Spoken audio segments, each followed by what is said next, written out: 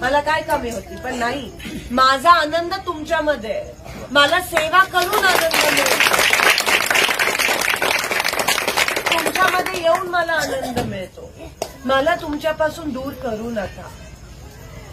मी तुम्हाला सांभाळलं, ह्या मतदारसंघाला सांभाळलं. एक वेळेस तुम्ही मला सांभाळला काँग्रेसला मतदान करून. मी खासदार झाले, पण ह्या मतदारसंघात एक गरीब कामगारांचा मुलगा चेतन भाऊ उभा आहे. गिरणी कामगार, त्याचे वडील होते वारद चाळीत. वडील खूप लवकर वारलेत.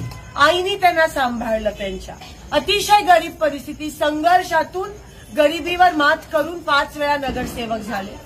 आज हा मतदारसंघ मी त्यांच्या हातात देते. काँग्रेसवाले भडकाऊ भाषण करणाऱ्यांना तिकीट देत नाही, काम करणाऱ्यांना तिकीट देत.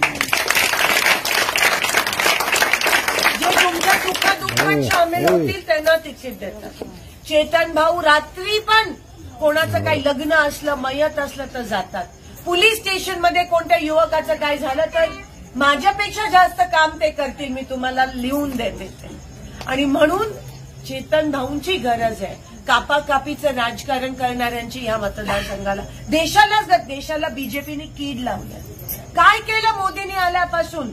महागाई वाढवली, सिलेंडरचा भाव वाढवला, रेशन दुकानात तुम्हाला माल मिळायचा तो बंद झाला, पाणी मिळत नाही आज तुम्हाला, 7-7, 8-8 दिवसाआड पाणी मिळतं. गोरगरिबांचं सगळं बंद केलं. फक्त लाडकी बहीण घेऊन तुम्हाला पैसे देऊन तुम्हाला विकत घेण्याचा प्रयत्न करताय. एवढं खालचं समजतं आमच्या महिलांना तुम्ही.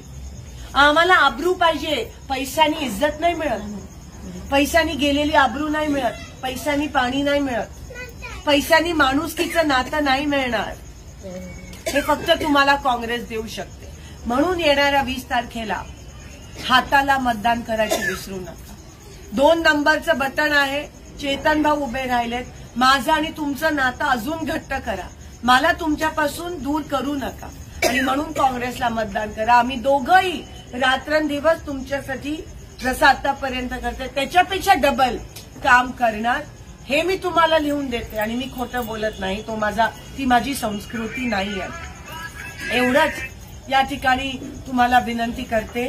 तुम्ही सगळे आलात. 20 तारखेला 2 नंबर बटन द्याल ना काँग्रेसला मतदान? जोरात आवाज. काय नाही लागता आणि हातात मारा, हाताला भेटू नका. एवढीच विनंती करते.